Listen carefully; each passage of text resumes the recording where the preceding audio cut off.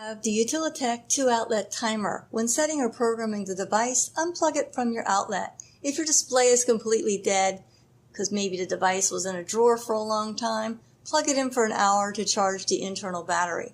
First thing we're going to look at is how to switch the time display from 12-hour AM/PM time to 24-hour military time. So you see that tiny AM over here on the right side?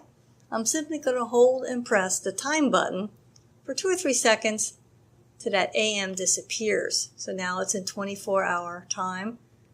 Just do the exact same thing again. Press time and hold it 2 or 3 seconds. AM reappears and I'm back in 12-hour time.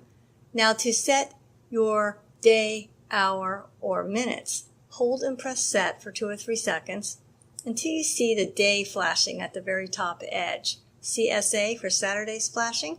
To make any changes to the flashing item, press the minus or the plus buttons. See, Friday, Saturday. To go on to the hours, press set.